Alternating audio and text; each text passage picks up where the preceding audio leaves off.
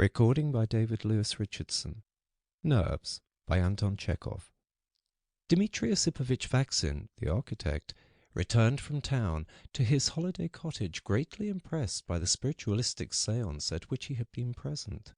As he undressed and got into his solitary bed, Madame Vaksin had gone to an all-night service. He could not help remembering all he had seen and heard. It had not, properly speaking, been a séance at all, but the whole evening had been spent in terrifying conversation. A young lady had begun it by talking, apropos of nothing, about thought-reading. From thought-reading they had passed imperceptibly to spirits, and from spirits to ghosts, from ghosts to people buried alive. A gentleman had read a horrible story of a corpse turning round in the coffin. Vaksin himself had asked for a saucer and shown the young ladies how to converse with spirits. He had called up, among others, the spirit of his deceased uncle, Klavdy Mironitch, and had mentally asked him, "Has not the time come for me to transfer the ownership of our house to my wife?" To which his uncle's spirit had replied, "All things are good in their season." There is a great deal in nature that is mysterious and terrible, thought Vaksin as he got into bed. It's not the dead, but the unknown that's so horrible. It struck 1 o'clock. Vaksin turned over on the other side and peeped out from beneath the bedclothes at the blue light of the lamp burning before the holy icon. The flame flickered and cast a faint light on the icon stand and the big portrait of Uncle Klavdy that hung facing his bed. And what if the ghost of Uncle Klavdy should appear this minute? Flashed through Vaksin's mind. But of course that's impossible. Ghosts are, we all know, a superstition, the offspring of undeveloped intelligence, but Vaksin nevertheless pulled the bedclothes over his head and shut his eyes very tight.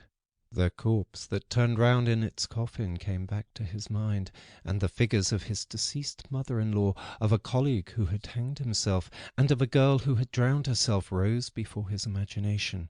Vaksin began trying to dispel these gloomy ideas, but the more he tried to drive them away, the more haunting the figures and the fearful fancies became.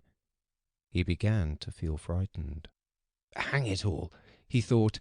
"Here I am, afraid of the dark like a child. Idiotic." Tick, tick, tick.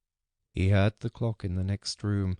The church bell chimed the hour in the graveyard close by. The bell tolled slowly, depressingly, mournfully.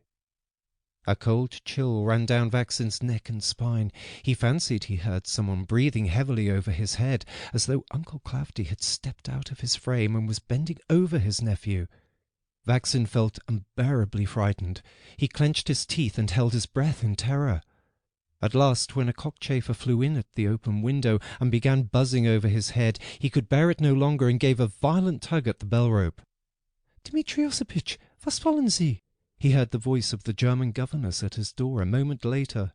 "Ah, it's you, Rosalia Karlovna," Vaksin cried, delighted. "Why do you trouble? Gavrila might just—" "Yourself, Gavrila, to the town sent, and Glafira is all the evening gone. There's nobody in the house. Was wollen Sie doch?"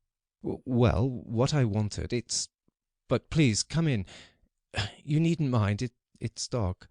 Rosalia Karlovna, a stout, red-cheeked person, came into the bedroom and stood in an expectant attitude at the door. "Sit down, please. You see, it's like this." What on earth am I to ask her for? He wondered, stealing a glance at Uncle Klavdy's portrait and feeling his soul gradually returning to tranquillity. "What I really want to ask you was— Oh, when the man goes to town, don't forget to tell him to get some cigarette papers. But do, please, sit down." "Cigarette papers? Good. Was wollen Sie noch?" "Ich will. There's nothing I will, but do sit down. I shall think of something else in a minute." "It is shocking for a maiden in a man's room to remain. Mr. Vaksin, you are, I see, a naughty man. I understand. To order cigarette papers when does not a person wake. I understand you." Rosalia Karlovna turned and went out of the room. Somewhat reassured by his conversation with her and ashamed of his cowardice, Vaksin pulled the bedclothes over his head and shut his eyes. For about 10 minutes he felt fairly comfortable. Then the same nonsense came creeping back into his mind. He swore to himself, felt for the matches, and without opening his eyes, lighted a candle. But even the light was no use. To Vaxen's excited imagination it seemed as though someone were peeping round the corner and that his uncle's eyes were moving.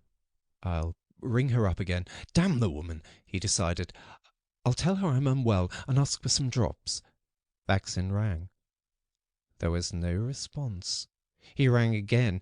As though answering his ring, he heard the church bell toll the hour. Overcome with terror, cold all over, he jumped out of bed, ran headlong out of his bedroom, and making the sign of the cross and cursing himself for his cowardice, he fled barefoot in his nightshirt to the governess's room.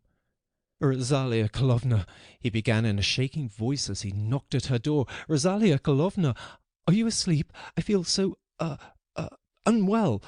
Drops." There was no answer. Silence reigned. "I beg you, do you understand? I beg you. Why this squeamishness I can't understand, especially when a man is ill. How absurdly zealic, maniac you are really, at your age. I to your wife shall tell. Will not leave an honest maiden in peace. When I was at Baron Anzig's, and the Baron tried to come to me for matches, I understand at once what his matches mean, and tell to the Baroness, I am an honest maiden. Hang your honesty! I am ill, I tell you, and asking you for drops. Do you understand? I am ill. Your wife is an honest, good woman, and you ought her to love. Ja, she is noble. I will not be her foe. You are a fool, simply a fool. Do you understand? A fool." Vaxen leaned against the doorpost, folded his arms, and waited for his panic to pass off. To return to his room, where the lamp flickered and his uncle stared at him from his frame, was more than he could face, and to stand at the governess's door in nothing but his nightshirt was inconvenient from every point of view. What could he do? It struck 2 o'clock, and his terror had not left him. There was no light in the passage, and something dark seemed to be peeping out from every corner. Vaxen turned so as to face the doorpost, but at that instant it seemed as though somebody tweaked his nightshirt from behind and touched him on the shoulder. "Damnation! Rosalia Karlovna!" No answer. Vaxen hesitantly opened the door and peeped into the room. The virtuous German was sweetly slumbering. The tiny flame of a nightlight threw her solid buxom person into relief. Vaxen stepped into the room and sat down on a wickerwork trunk near the door. He felt better in the presence of a living creature, even though that creature was asleep. "Let the German idiot sleep," he thought. "I'll sit here, and when it gets light I'll go back. It's daylight early now." Vaxen curled up on the trunk and put his arm under his head to await the coming of dawn. "What a thing it is to have nerves," he reflected. "An educated, intelligent man, hang it all, it's a perfect disgrace." As he listened to the gentle, even breathing of Rosalia Karlovna, he soon recovered himself completely. At 6 o'clock Vaxen's wife returned from the all-night service, and, not finding her husband in their bedroom, went to the governess to ask her for some change for the cabman. On entering the German's room, a strange sight met her eyes. On the bed lay stretched Rosalia Karlovna, fast asleep, and a couple of yards from her was her husband, curled up on the trunk, sleeping the sleep of the just, and snoring loudly. What she said to her husband, and how he looked when he awoke, I leave to others to describe. It is beyond my powers. End of Nerves by Anton Chekhov. Recording by David Lewis Richardson.